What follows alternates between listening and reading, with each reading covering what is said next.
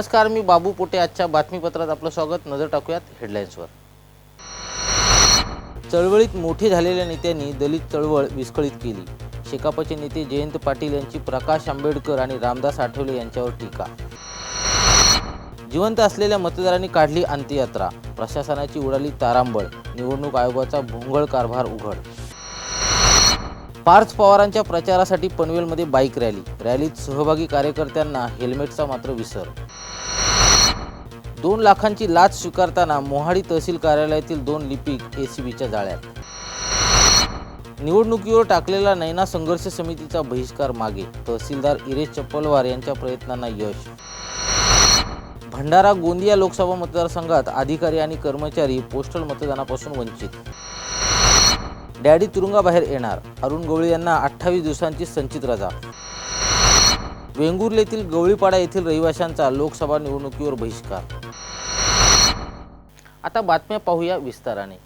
चळवळीत मोठे झालेल्या नेत्यांनी दलित चळवळ विस्कळीत केली असा आरोप करत शेकापचे नेते आमदार जयंत पाटील यांनी वंचित बहुजन आघाडीचे नेते प्रकाश आंबेडकर आणि केंद्रीय राज्यमंत्री रामदास आठवले यांच्यावर टीका केली आहे। दलित चळवळीला आपण नेहमीच मदत केल्याचे सांगत प्रकाश आंबेडकर यांना आर्थिक मदत केल्याचा दावाही पाटील यांनी केलाय। दलित चळवळीतील नेते श्याम कांबळे, कैलास गायकवाड, आनंद नायडू, रवींद्र रोकडे यांच्यासह अन्य कार्यकर्त्यांनी शेका पक्षात प्रवेश केल्याने त्यांचे स्वागत करण्यासाठी आमदार जयंत पाटील खोपोलीत आले होते। लोकसभा निवडणुकीच्या पार्श्वभूमीवर हा प्रवेश झाल्याने पाटील यांनी समाधान व्यक्त करत प्रत्येक छावणीत जाऊन प्रश्न सोडवण्यासाठी प्रयत्न करण्याचा शब्द देत प्रवेश केलेल्या कार्यकर्त्यांनी यासाठी प्रयत्न करावेत असे आवाहन केले। चळवळीत मोठे झालेल्या नेत्यांनी दलित चळवळ विस्कळीत केली असा आरोप करत आमदार जयंत पाटील यांनी वंचित बहुजन आघाडीचे नेते प्रकाश आंबेडकर आणि केंद्रीय राज्यमंत्री रामदास आठवले यांच्यावर टीका केली। दलित चळवळीला आपण नेहमीच मदत केल्याचे सांगत प्रकाश आंबेडकर यांना आर्थिक मदत केल्याचा दावाही पाटील यांनी यावेळी केला। रामदास आठवले केंद्रात मंत्री आहेत। आमच्या घरामध्ये पण परवा सांगितलं त्यांना की आमच्या घरामध्ये 2च फोटो आहेत, आजोबांचा आणि बाबासाहेब आंबेडकरांचा। परंतु दलित चळवळ संपूर्णपणे विस्कळीत करण्याचं काम दलित चळवळीत मोठे झालेल्या नेत्यांनी केले असं माझं म्हणणं आहे। सर्व माझे मित्र आहेत, आपण जे आंबेडकर विचाराचे जे नेते आहेत, ज्या संघटना आहेत, त्यांना मी मनापासून माझ्या शक्तीने प्रयत्न करतो। अगदी बाळासाहेब आंबेडकरांच्या बरोबर पण मी अनेक वेळा केलेली याला माहिती आहे आणि बाळासाहेबांना मी सर्व मदत आर्थिक वगैरे सगळी करतो, आपण करत होतो। त्यांनी समाजासाठी काय केले असा सवाल करत प्रकाश आंबेडकर यांची निवडणूक जिंकण्यापेक्षा उमेदवार उभे करण्याची मानसिकता असल्याचे जयंत पाटील यावेळी म्हणाले। आज बाळासाहेबांना 6 जागा या मोदी विरोधात लाटेमध्ये महाआघाडीमध्ये देण्याचा प्रयत्न केला, पण बाळासाहेबांची मानसिकता निवडणूक जिंकण्यापेक्षा उभे करण्यामध्ये जास्त असते। खासदार श्रीरंग बारणे यांनी 5 वर्षात काय केले असा प्रश्न करून विकास करायचा असेल तर पार्थ पवार यांना निवडून देण्याचे आवाहन जयंत पाटील यांनी केले। त्यांनी एक पत्र दिलं तर होऊ शकता, दिले का आपण सांगू शकतो। या शहरात काय, शहरात आपले पैसे प्रत्येक ठिकाणी आहेत, छोटी मोठी काम आमच्या ताकदीने, आणि म्हणून बारण्याचा आणि तुमचा संबंध काय? मग पवार साहेबांचा निश्चितपणे आपल्याशी संबंध आहे, या जिल्ह्याशी आहे, खोपोलीकरांशी आहे। या खोपोलीच्या चरणखंडीमध्ये त्यांचा वाटा आहे। या ठिकाणचे पीएपीचे प्रश्न आहेत, या ठिकाणच्या विमानतळाचा प्रश्न आहे। या बैठकीला संतोष जंगम, किशोर पाटील, अविनाश तावडे, श्याम कांबळे, कैलास गायकवाड, आनंद नायडू, रवींद्र रोकडे यांच्यासह शेका पक्षाचे कार्यकर्ते मोठ्या संख्येने उपस्थित होते। ब्युरो रिपोर्ट, संवाद मराठी लाईव्ह, खोपोली। बुलढाणा जिल्ह्यातील मलकापूर मतदान केंद्रावर जिवंत मतदारांना मयत दाखवल्याने एकच खळबळ उडाली असून मतदान केंद्रावर मृत दाखवलेल्या मृतांनीच चक्क मृतांची अंत्ययात्रा काढली। ही यात्रा मतदान केंद्रावरून उपविभागीय अधिकारी यांच्या कार्यालयावर नेण्यात आल्याने संपूर्ण शहरात चर्चेचा विषय ठरली असून प्रशासनाची यामुळे तारांबळ उडाली होती। 23 एप्रिल रोजी लोकसभा निवडणुकीचे तिसऱ्या टप्प्यातील मतदान पार पडले. रावेर लोकसभा मतदारसंघात असलेल्या मलकापूर विधानसभा मतदारसंघातील बूथ क्रमांक 166 वर रोहिदास नगरमधील श्रीकृष्ण संपत शेकोकार, मोहनसिंग चिंदू गणबास, दत्तनगरमधील मतदार रजनी दिनकर जोशी यांच्यासह जवळपास 50 जिवंत मतदारांना चक्क मृत दाखविल्याने एकच खळबळ उडाली असून जिवंत असलेल्या मतदारांनी आपलीच अंत्ययात्रा काढल्याने शहरात चर्चेचा विषय झाले. मलकापूर मतदारसंघामध्ये एक बूथ क्रमांक 164मध्ये जे काही आज निवेदन प्राप्त झालेलं आहे त्यानुसार की सदर हा जो मतदार आहे हा मयत दाखवलेला आहे, याबाबतची चौकशी करण्यात येईल. त्याअंती बाकीच्या प्रक्रिया पार पडतील. सर हा एकटा नाही आहे, भरपूर आहे तिथे तसे. नाही असं जर असलं, आता आज ही बाब एक निदर्शनास आणून दिली आहे, अशी काही बाब असेल ती डिटेलमध्ये द्यावी, त्याची सुद्धा चौकशी. बरं साहेब, यांना जे वंचित ठेवलं मतदानापासून त्याचं काय आता? त्याबद्दल काही बोलू शकत नाही, फक्त ही जी बाब आहे याची चौकशी करण्यात येईल जेवढं सांगू शकतो.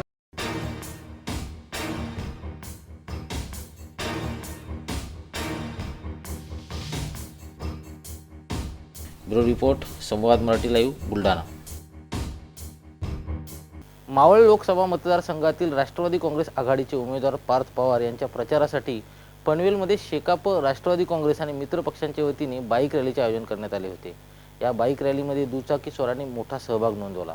मात्र रॅलीमध्ये सहभागी झालेल्या दुचाकीस्वारांनी हेल्मेट घातले नव्हते. रॅलीचे आयोजन विरोधी पक्षनेते प्रीतम म्हात्रे यांनी केले होते. यावेळी शेकाप, राष्ट्रवादी आणि मित्र पक्षांचे पदाधिकारी उपस्थित होते. रॅलीमध्ये सहभागी होणाऱ्या तरुणांना प्रीतम म्हात्रे यांनी नियमांचे पालन करून हेल्मेट परिधान करून रॅलीमध्ये सहभागी होण्याचे आवाहन केले. मात्र या रॅलीमध्ये कोणीही हेल्मेट घातले नव्हते. पनवेलमधील कर्नाळा स्पोर्ट्स अकॅडमी येथून निघालेली रॅली पनवेल शहरासह नवीन पनवेल, खांदा कॉलनी मार्गे कामोठेहून खारघर येथील शरद पवार यांच्या सभे ठिकाणी विसर्जित करण्यात आली.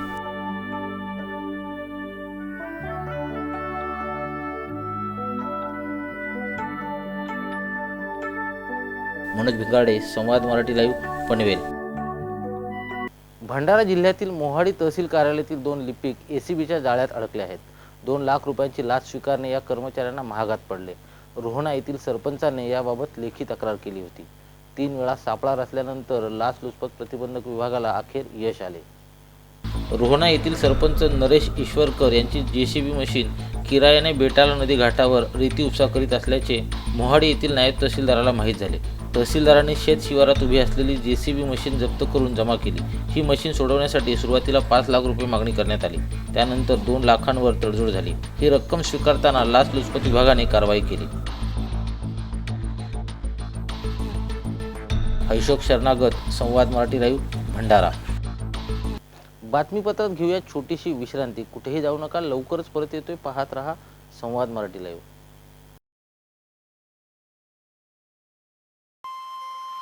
श्री गणपती संस्थान महड, तालुका खालापूर, जिल्हा रायगड. श्री वरदविनायकाच्या भक्तांसाठी भक्त निवासाची सोय, स्वच्छता आणि 24 तास गरम पाणी, सीसीटीव्हीची नजर.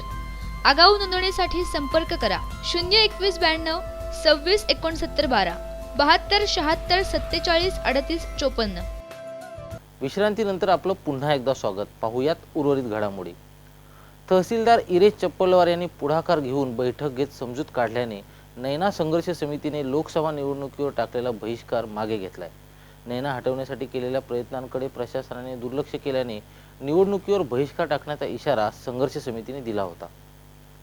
रायगड जिल्ह्यातील पनवेल, पेन, उरण, खालापूर आणि कर्जत तालुक्यातील 256 तर ठाणे जिल्ह्यातील 14 अशी एकूण 270 गावं सिडकोच्या नैना क्षेत्रामध्ये येत असून सिडकोकडून 2 वर्षापूर्वी या क्षेत्राचा प्रारूप विकास आराखडा तसेच नियमावली प्रसिद्ध करण्यात आली होती. नैना हटवण्यासाठी स्थानिकांनी अनेकदा आंदोलनं, निवेदनं देऊनही आजपर्यंत प्रशासनाने दखल न घेतल्याने मावळ मतदारसंघातील निवडणुकीवर बहिष्कार टाकण्याचा निर्णय घेण्यात आला होता. सर्वच जे काही सदस्य आहेत ते कुठल्याही राजकीय पुढारी म्हणून इथं आलेले नाहीत. एक नैना संघर्ष समिती शेतकरी म्हणून आम्ही इथं काम करत आहोत. आज जो त्यांनी निर्णय दिलेला आहे तहसीलदार साहेबांनी आणि सिडकोचे जे प्रतिनिधी आले होते, जरी आम्ही त्यात पूर्णपणे जरी समाधानकारक नसलो तरी ही एक सुरुवातची नांदी असं म्हणायला हरकत नाही. असे झालेलं आहे की गेले 2 वर्ष आम्ही संघर्ष करत आहोत. नैना संघर्ष समितीमार्फत हा नैना प्रकल्प आहे, हा अन्यायकारक आहे याबाबत आम्ही वेळोवेळी सांगत आलो होतो आणि त्याबाबत आम्ही वेळोवेळी प्रत्येक जे तहसील कार्यालय असेल, प्रांत असेल, कलेक्टर ऑफिस असेल, शासन दरबारी आणि प्रशासकीय दरबारी आणि राजकीय स्तरावर देखील आम्ही प्रत्येक ठिकाणी हा विषय मांडत आलेलो आहोत. बऱ्याच ठिकाणी आम्हाला यातनं समाधानकारक कधी उत्तर मिळालं नाही किंवा आमच्याबरोबर सिडकोने गेले 2 वर्षातनं एकदाही आमच्याबरोबर मीटिंग केलेली आहे. जे जबाबदार अधिकारी आहेत, डिसिजन मेकिंग पॉवर ज्यांना आहेत, त्यांनी आत्तापर्यंत आमच्याबरोबर मीटिंग केलेली नाही.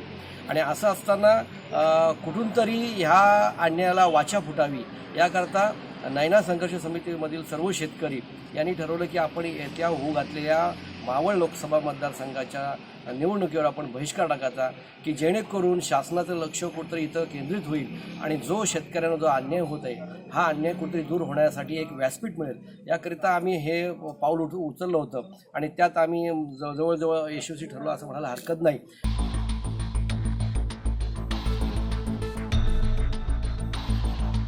ज्यात निवडणुका लोकसभेच्या होणार आहे तर त्याच्यावर आम्ही सर्व शेतकऱ्यांनी असं एकमत केलं की आपण जर कोण दखल घेत नसेल तर निवडणुकीला सहकार्य का करायचं, मतदान का करायचं, म्हणून आम्ही त्याच्यावर बहिष्काराचा निर्णय घेतला. तर आम्ही 22 तारखेच्या रोजी सन्माननीय तहसीलदार व सर्व अथॉरिटींना आम्ही तसे पत्र सबमिट केले. त्यानंतर तहसीलदार चप्पलवार साहेब यांनी तातडीने त्याची दखल घेत काल लेटर एकतर सिडकोमध्ये सबमिट करून आज सिडकोचे अधिकारी म्हणजे जे आम्ही 2 वर्ष लढा करतो त्यात आज कुठेतरी सिडकोच्या अधिकाऱ्यांनी दखल घेत आज आमच्याबरोबर तहसीलदारांच्या अध्यक्षतेखाली आज ती सभा झाली आमची. त्यात आमच्या चर्चा झाली. आता ते आमच्या शेतकऱ्यांची आणि सिडकोच्या अधिकाऱ्यांची जॉईंट एमडी आणि एमडींची मीटिंग करून देतात काही दिवसामध्ये निवडणूक झाल्यानंतर. त्यावर आमच्या शेतकऱ्यांचं असं एकमत झालं की आपल्याला कुठेतरी ह्या अन्यायाला वाचा फोडता येईल यासाठी आपल्याला कुठेतरी व्यासपीठ भेटतं. याचा संदर्भ घेऊन आज आम्ही हा जो बहिष्कार टाकलेला हा आम्ही सर्व शेतकऱ्यांनी आणि नागरिकांनी इथे मागे घेतला. खालापूरचे तहसीलदार इरेश चप्पलवार यांनी याबाबत पुढाकार घेऊन बैठकीचे आयोजन केले होते. चप्पलवार यांनी नैना संघर्ष समिती, सिडकोचे वरिष्ठ अधिकारी ज्ञानेश्वर भदे आणि नैनाचे अधिकारी भूषण चौधरी यांची संयुक्त बैठक घेतली. सिडकोचे वरिष्ठ अधिकारी तसेच नैना संघर्ष समिती यांच्यात बैठक घडवली जाईल असे आश्वासन यावेळी देण्यात आले. संदर्भात नैना प्रकल्पाच्या संदर्भात त्यांचा विरोध आहे, अधिग्रहण संदर्भात म्हणून निवेदन दिलं आणि त्यांनी म्हणलं की वरिष्ठ पातळीवर त्यांची मीटिंग आम्हाला आयोजित देणं, अन्यथा आम्ही मतदानावर बहिष्कार टाकणार असं सांगितलेलं होतं. 11 गावातील ग्रामस्थांच्या वतीने सगळे आले होते मंडळाने. तर आम्ही त्यांना विनंती केली की कोणत्याही परिस्थितीत मतदानावर बहिष्कार टाकू नका. तुमचं जे काही काम आहे किंवा कुठलं काय प्रकल्पाबद्दल काय विषय मांडायचा आहे ते सनदशीर मार्गाने मांडावं, लेखी स्वरूपात मांडावं. अशा पद्धतीने करून ते नियोजन अधिकारी यांना संपर्क साधून त्यांना लेखी पत्र देऊन बोलून घेऊन दोघांना समोरासमोर चर्चा करून आणली आणि त्याची मीटिंग त्यांनी निवडणुकीनंतर रितसर करता येईल. आता आम्हाला आचारसंहितेमध्ये कुठल्या प्रकारे काही करता येणार असं त्यांनी सांगितलं आणि त्या निवडणुकीच्या नंतर त्यांना योग्य ते नियमाप्रमाणे कारवाई करतील असं आश्वासन त्यांनी दिलेलं आहे. आणि आम्ही आमच्या वतीने त्यांच्या वतीने दोघांनी आम्ही मिळून विनंती केली. आमच्या विनंतीला सर्व मंडळांनी मान्य केलं आणि मतदानावर बहिष्कार टाकणार नाही असं सूचित केलेलं आहे.